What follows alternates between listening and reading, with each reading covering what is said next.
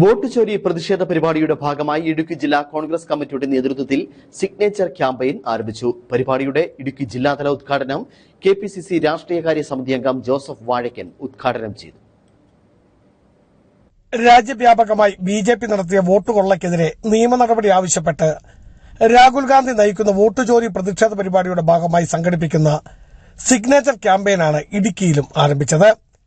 Idukki DCC ഓഫീസിൽ ആരംഭിച്ച signature ക്യാമ്പയിനിൽ KPCC രാഷ്ട്രീയകാര്യ സമിതി അംഗം ജോസഫ് വാഴക്കൻ ഉദ്ഘാടനം ചെയ്തു. 30-ാം തീയതിക്ക് മുമ്പായി നമ്മുടെ കയ്യിൽ കെപിസിസി അച്ചടിച്ചു തന്ന ലഘുലേഖയുണ്ട്.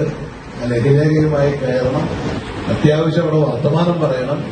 ആ വീട്ടിലെ സാഹചര്യങ്ങളൊന്ന് മനസ്സിലാക്കണം. അതുപോലെ തന്നെ മറ്റ് രാഷ്ട്രീയ കാര്യങ്ങൾ അവരോട് അത്യാവശ്യം സംസാരിക്കണം. ഇത്തിരി പൈസയും അവരോട് ചോദിച്ചാൽ എല്ലാവരും തരുമെന്ന് തരും. കിട്ടുന്നവരെ നിർബന്ധിച്ച് വരട്ടാനൊന്നും പോകണ്ട. കിട്ടുന്ന പണം സമ്മതിക്കണം. വീടുകൾ തോറും പ്രചരണം നടത്തി ഒപ്പ് ശേഖരിച്ച് 5 കോടി കത്തുകൾ തെരഞ്ഞെടുപ്പ് കമ്മീഷനും രാഷ്ട്രപതിക്കും സമർപ്പിക്കുമ്പോൾ ഇടുക്കി ജില്ലയിൽ നിന്നും വൻ പങ്കാളിത്തം ഉറപ്പാക്കുകയാണ് ജില്ലാ കമ്മിറ്റി ലക്ഷ്യമിടുന്നത്. ഡിസിസി പ്രസിഡന്റ് CP മാത്യു അധ്യക്ഷനായിരുന്നു. AICC അംഗം അഡ്വക്കേറ്റ് EM അഗസ്തി മുഖ്യ സന്ദേശം നൽകി.